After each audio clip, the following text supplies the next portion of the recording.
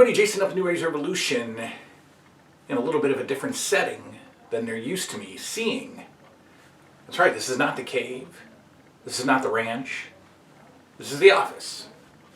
This is my office, my practice that I spend, I don't know, probably 32 hours a week at or so. 6 days a week.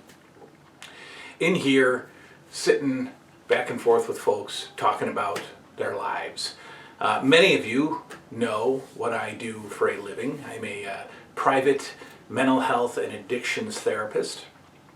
I worked in the public world for 20 years before starting my own practice. Well, actually, I started my own practice about 10 years ago, but did it part-time while still working in the public sector.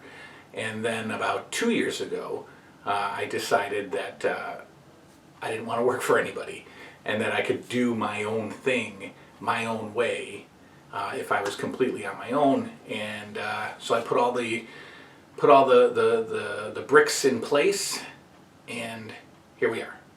I've been doing this for 2 years. It's the best employment decision I've ever made in my life. It's the best for family. It's the best to have more free time.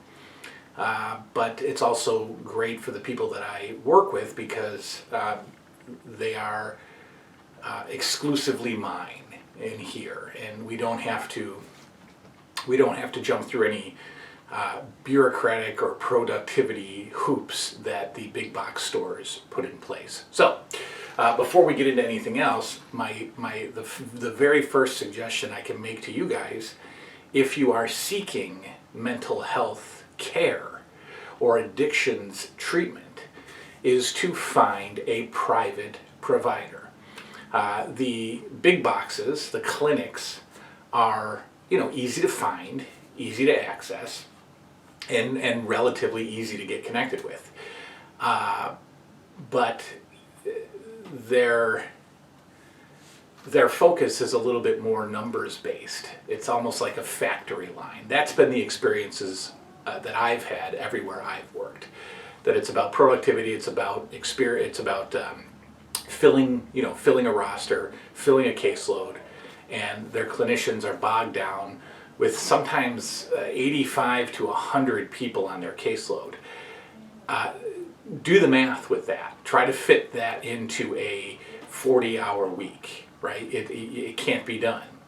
And so people are being seen for 30 minutes at a time. People are being seen once a month. People are being forgotten. So do yourself a favor and seek out a private clinician. Most of us will take your insurance, so you'll be fine with that. All right, so what I wanted to do as a part of this channel is just basically come on here and do maybe 15-minute mental health moments, mental health excerpts, right? Just maybe some education, maybe some positivity, maybe some strategies for dealing with certain issues that might come up in your mental health world. And we're going to cover all those. We'll talk about those as we go along. The first thing I wanted to do was talk about bipolar disorder, because I can't tell you how many people I see that come in here and they sit down and they tell me that they think that they have bipolar disorder, or they think that their spouse, significant other, child, or whoever close to them has bipolar disorder. And then they start to describe what they think the symptoms are. So they'll say to me, I'm happy one minute and I'm sad the next. I think I'm bipolar. Or they'll tell me about their spouse and they'll say, he's treating me just fine one day, and then the next day he's just mean to me. I think he's bipolar. Well, that actually has absolutely nothing to do with true bipolar disorder. Okay, what those folks are describing are just, mood swings or personality swings or, problems in the relationship. Not bipolar disorder. Bipolar disorder is actually an extremely serious mental illness, and it needs to be taken very seriously. Bipolar, the best way to describe bipolar 1, there's two types of bipolar. There's bipolar 1 and bipolar 2. Bipolar 1, the best way to think about it is to think of the North and South Pole, right? In our world. Santa Claus lives in the North Pole. The North and South Pole. The North Pole is very high up here, right? The South Pole is very low down there. Well, in the mental health world, bipolar, the North and South Pole, we refer to it as mania and depression. Okay, so the North Pole is mania. The South Pole is depression. And what happens with a person when they have bipolar disorder is that they're walking that standard basic line of life, right? Normal emotions, healthy emotions, everything's fine. And then, unpredictably, and usually non-triggered, they go up. They go up to the North Pole. And up here, again, is where what we call mania. Now, mania is just not being nice one day and mean the next day. Mania is extremely dangerous state of mind. Mania, when a person is manic, okay, we see a complete loss of self-control. We see a ton of impulsivity. We see substance abuse increasing or starting for the first time. We see what's called hypersexuality, where people are just, pretty much throwing all caution to the wind. Okay, and living and acting almost like a different person, right? The best way I can get you to think about it, the movie The Hangover, right?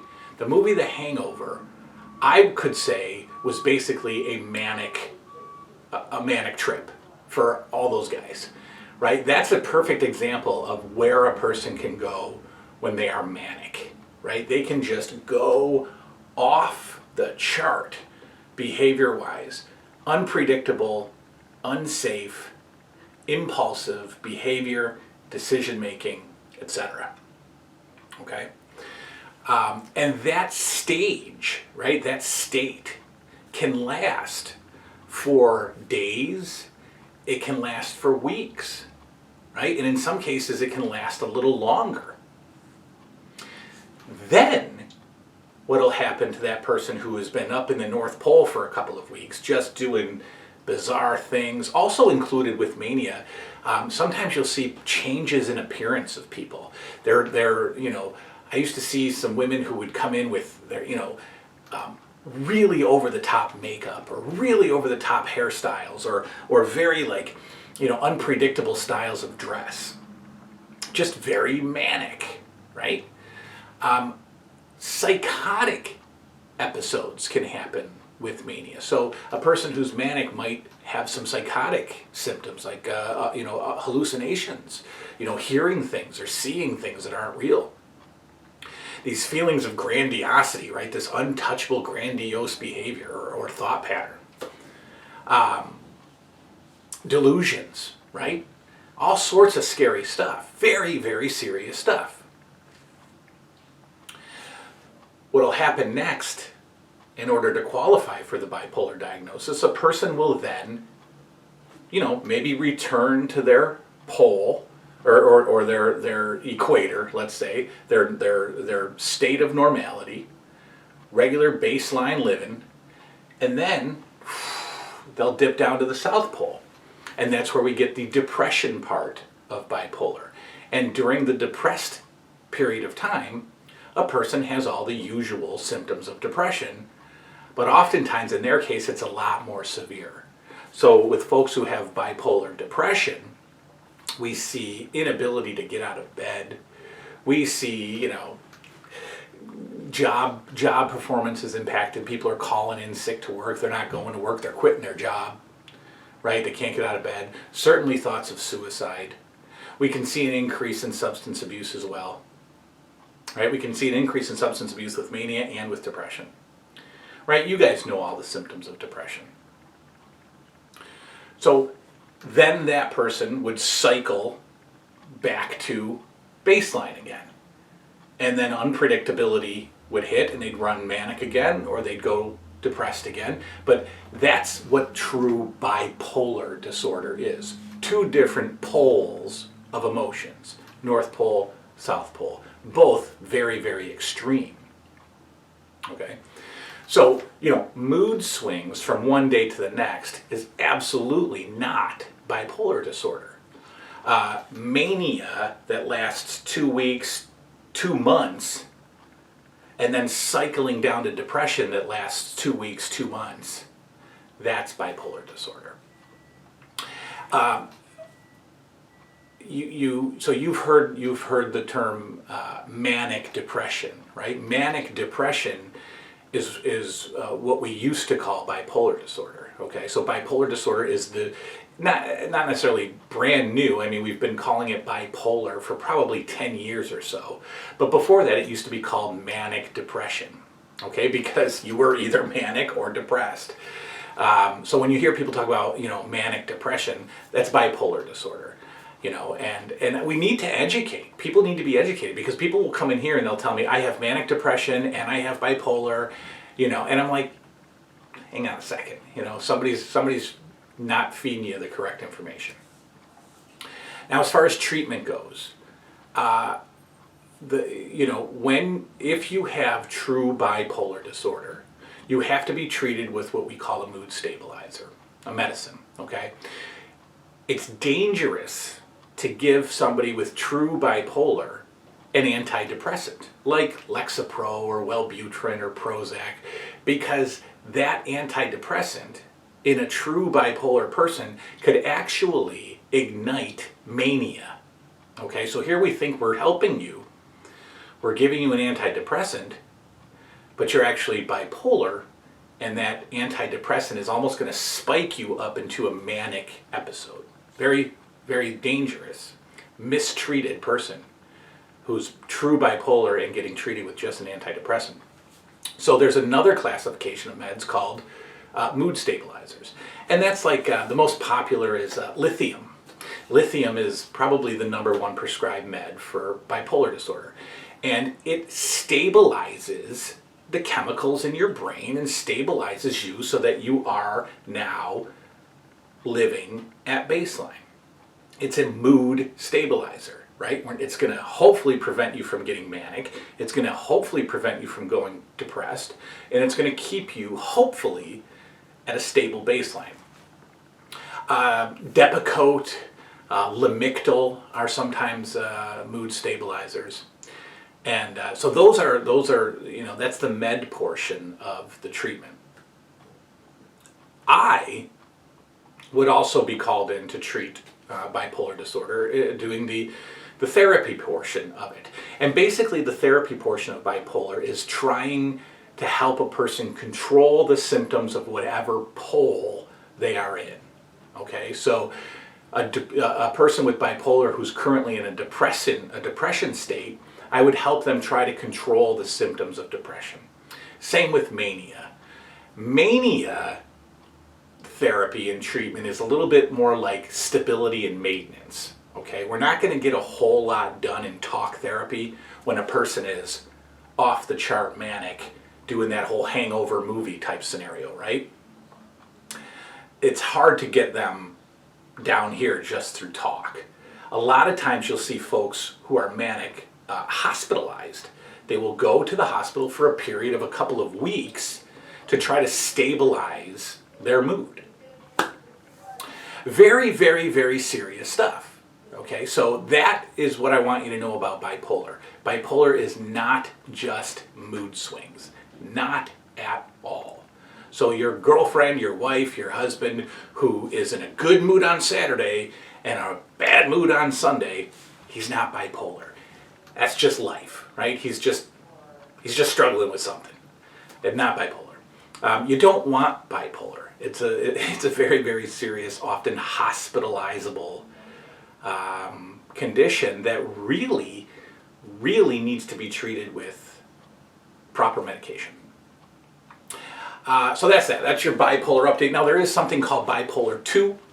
Bipolar 2 is primarily depression, the depression portion of bipolar, with a slight burst of mania. We call it hypomania. Okay, so you got your baseline, and the majority of your illness is going to bring you down here, right? It's going to bring you into this depressed state. But in order for it to be bipolar 2, there needs to have been something, right? There needs to have been some kind of visit to the North Pole. We need something. It might not last as long, it might not be as severe, but we need some kind of jump into mania. I think bipolar 2 is probably a little less common because it's so hard to identify a quick burst up into the North Pole as mania. It's hard to identify that. It's hard to get you to tell me what was happening and then me say that that was mania, right? So bipolar 1, or just plain old bipolar disorder, is your most common. Again, treatable, medications, therapy. I want you to know what it is and what it isn't. If you have any questions about bipolar disorder, please let me know, and we'll come up with another topic for next time. I think we'll just probably talk about mood disorders and anxiety and depression disorders, what they are, what they're not.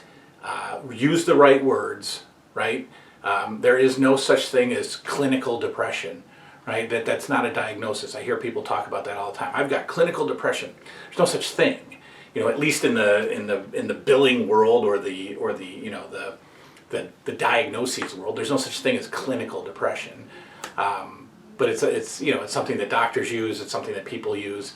Let's talk about what's real, what's not real. What are some made-up diagnoses? What aren't? And then we'll talk about personality disorders and all sorts of fun stuff. Sure. Okay. So that's that. That's bipolar disorder in a nutshell. More topics to come. Healthy stuff to come. Healthy discussions. Thanks for hanging out with me. Good night.